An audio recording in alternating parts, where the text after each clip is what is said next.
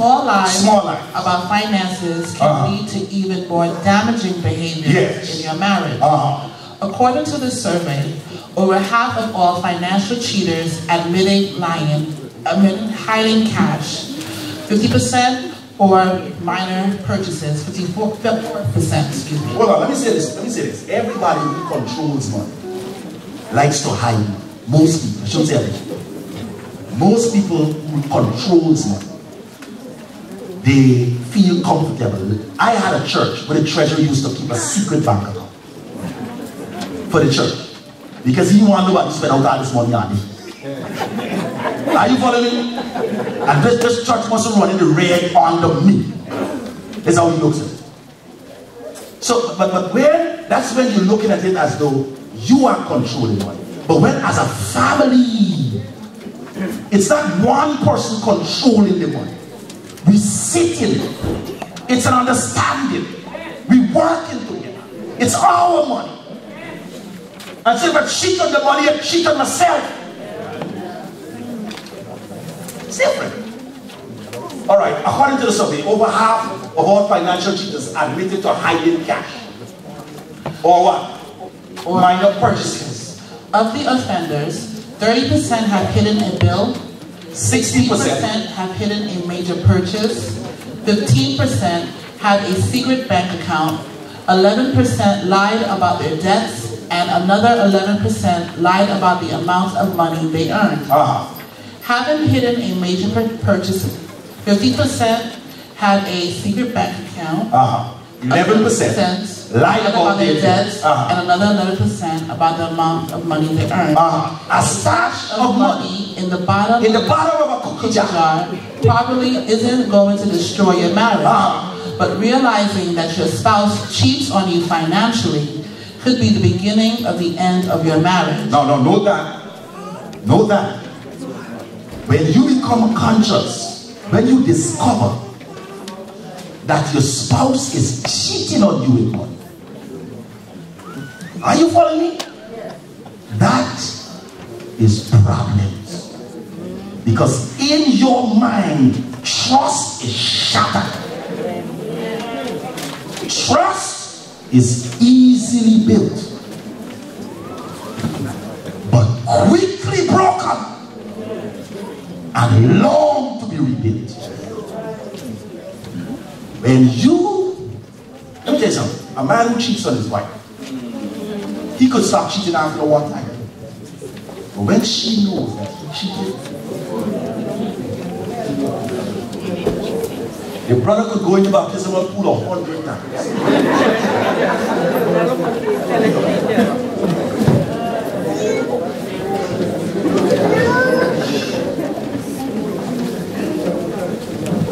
In your mind, you cheated. And in your mind, you will always think it. And you know, there's a certain wife. She said to me, Pastor, a few months ago she drank poison. She literally drank poison. Her daughter walked in and saw her wobbling on the floor and quickly get her to the doctor and save her life. She said to me, she said, he cheated on me with my best friend. And every time he goes out, she said, I find myself running out to look, see the direction, and always thinking about following him. Promised me that he's done, but he got baptized. He wasn't baptized, he got baptized. It's not that she can't forgive him, but trust is shattered. And the element of doubt. The element of doubt. You see, many of us do things and we believe we could just walk up and say sorry and it's done. We better get away from that. We better understand that there's some things live. When you hurt certain people in certain ways, you go and say sorry and you think it's over because you would not have a peace of mind. You don't know the battle that that person has to go through. We've got to be careful how we deal with people and issues. You move on and you think, yeah, I'm on my way to heaven. Because I ain't holding me in my heart, that's stop thing. But what you don't understand is the damage that is done. That's why we gotta be careful. A stash of money in the bottom of a cookie jar probably isn't going to destroy your marriage, but realizing that your spouse cheats on you financially could be the beginning of the end of your marriage. In an already troubled marriage, financial infidelity could be what makes you decide to call it quits. That's serious. So what are the characteristics of a dysfunctional family? Because you want to get to a healthy family. What are the things that you find in a dysfunctional family? Lack of empathy. Lack of what? Empathy. Lack of what? Empathy. Empathy. What is that? What was that saying? Does not recognize or share feelings that are being experienced by the other. Lord have mercy. Lord have mercy. There is no understanding, no sensitivity toward the feeling of the other. When your marriage reaches that point, it's problem. The other does not try to enter the other's world and experience his or her pain, joy, happiness. There's no feelings. There's no compassion. Are you there? Husband and wife no longer try to enter the other's world. When your wife is broken and sad, it doesn't even move you. When your husband is depressed, it doesn't even shake you. When your husband achieves a goal, you don't even celebrate.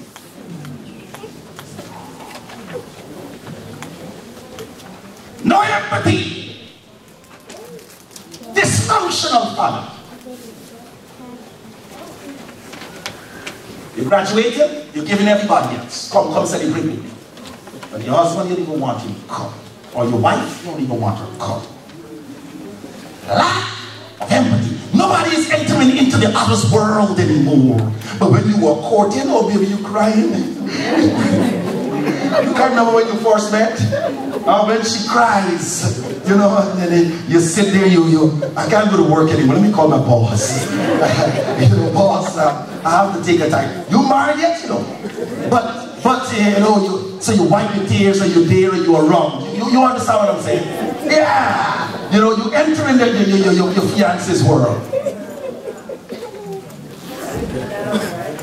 But now, I told you the story of the woman who complained to the pastor. She said, Pastor, all he has is one thing in his life. One thing. That's all he wants. One thing. That's all he wants. I got a migraine headache. My hair hurting me. It paining me. Migraine headache. He coming to me every time. The headache gone, yeah. The headache gone. One thing. Not entering the other person's world at all.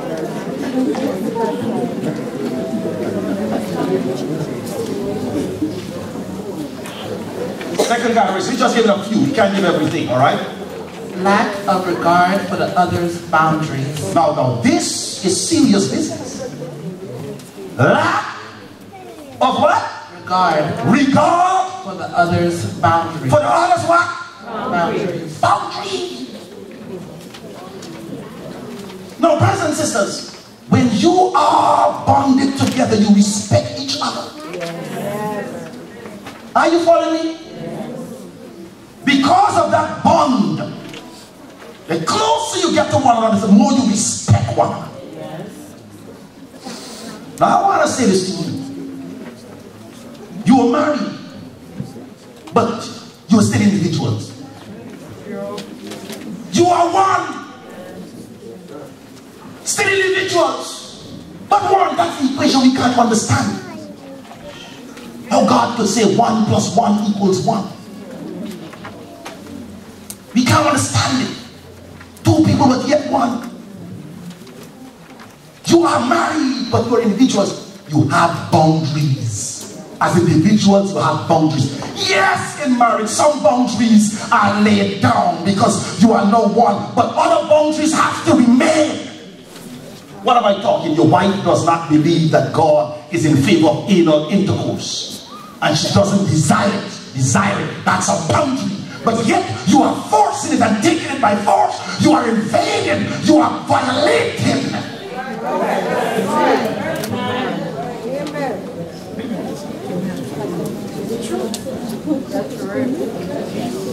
Violating a boundary.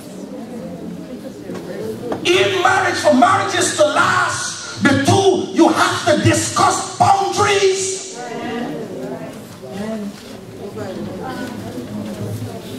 You must discuss boundaries. Because when you serve the Lord, or you want to serve the Lord, you must have some me time. Are you following me? Yeah. There must be room for self-actualization. There must be room.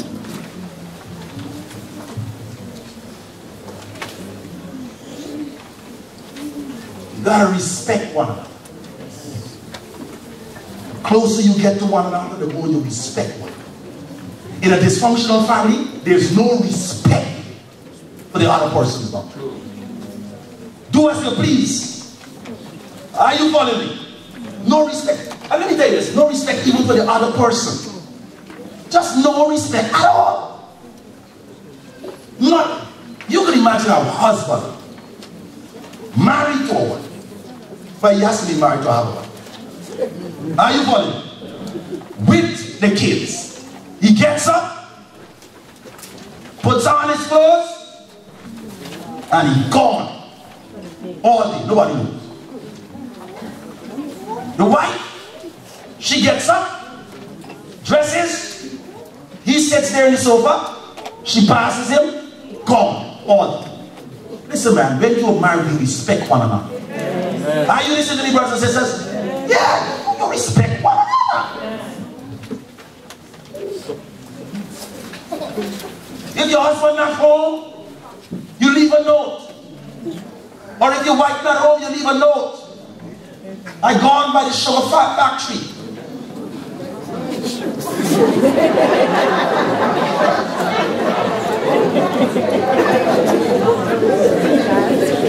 Number 6.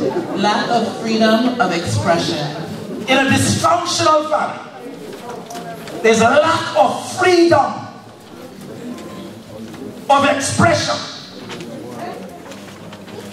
In a dysfunctional family, there are abnormally high levels of jealousy and controlling behavior.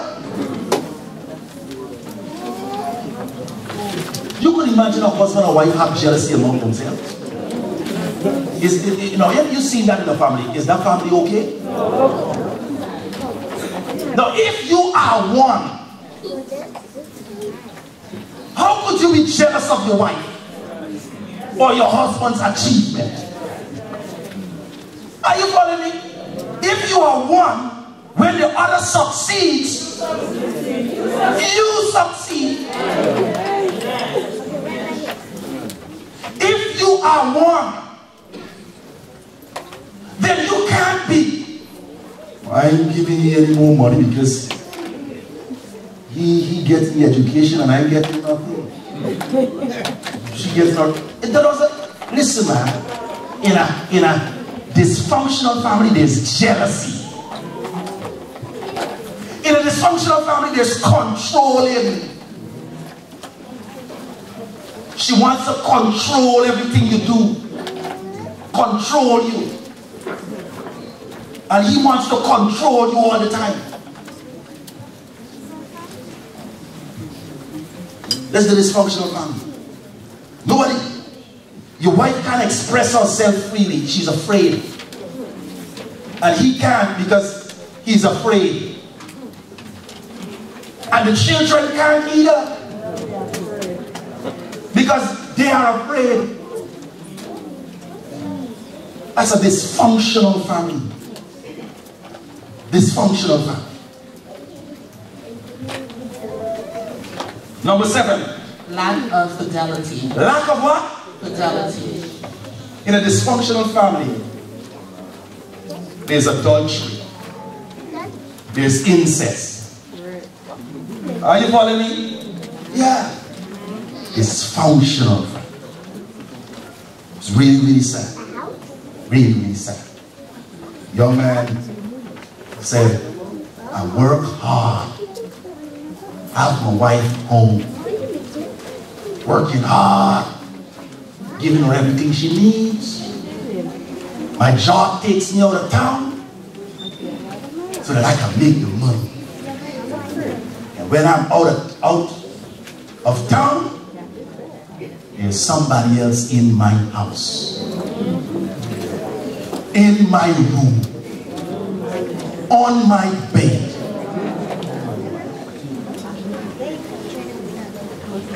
Could that be normal? Could that be normal? These are the things that happen in dysfunctional families. Husband, carrying on, dysfunctional family. And I want to say to you this morning that God's desire is for us to have healthy families. And I'm coming to that in the second half of this presentation. Number 8. What goes on in a dysfunctional family? Lack of family unity. Lack of what? Family unity. Lack of family unity. The family is divided into 2 opponents. Husband versus wife. Wife versus husband. You ever see that in a family? And the children are forced to take sides.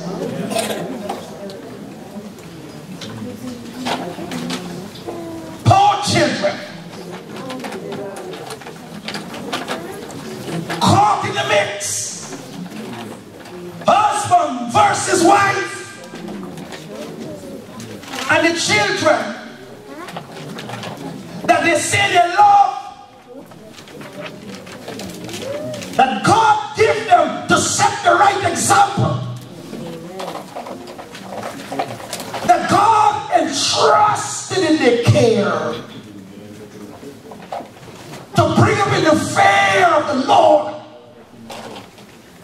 are forced at this tender age to learn to like and dislike.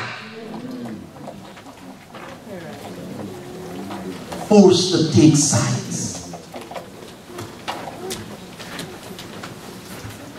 And then they have what they call the balkanized family. The balkanized family came from the three-way war that occurred in the Balkans, where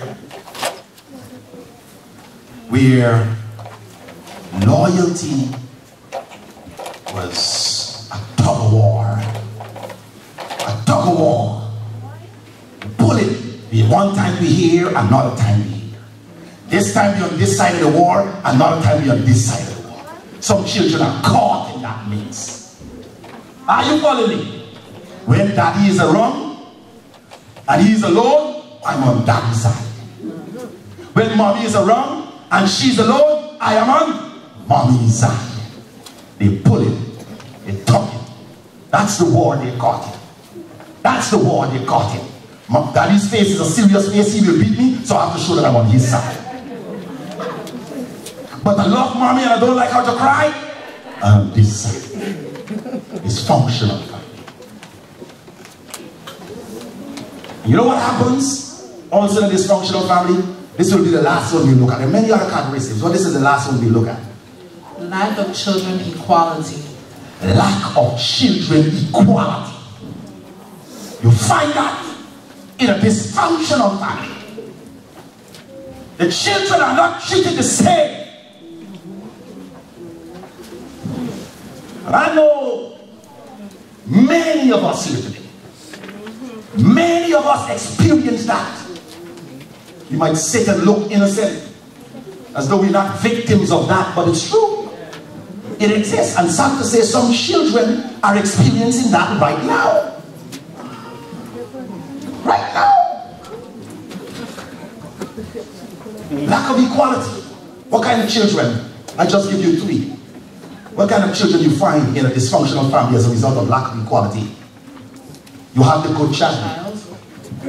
In a dysfunctional family, you have the good child. That's the child that is the hero. Are you following me? Yeah. That's the best child. That's the good child. He or she's the hero. Then you have, in the same family, the problem child. That child is the scapegoat. Every problem the child blamed for. Are you following me? And then you have the lost child. In the same family. This is the quiet one, whose needs are usually ignored or hidden. The poor child just keeping it. Are you listening to me? The child going along, but it's there. It's there. You wonder why some children run away from home when they reach a certain age, and you shout, but I teach them the Bible, and I have devotion, and I did my best. You did your best. I did my best to bring them up in the fear of the Lord. We hide under that statement. I'll say to everybody, huh? About dysfunctional family. Hide under the statement that I did my best. You did your best with some words, but not with your actions. Dysfunctional family. Brothers and sisters, the cycle has to be broken. I told you that dysfunctional family, dysfunctional behaviors are passed on from generation to generation. From family to family. And if it is not stopped, it will continue. It's like poverty. Poverty is a culture. Some people, they grow up poor and they don't know how to get out of it. Are you following me? It becomes a culture. Feel helpless in it. Don't know how to get out. In dysfunctional families, some children grow up in it and it's continuing because they don't know how to get out. The cycle must be broken. And that is what I will deal with in the second half of this presentation. The breaking of the cycle of dysfunctional families.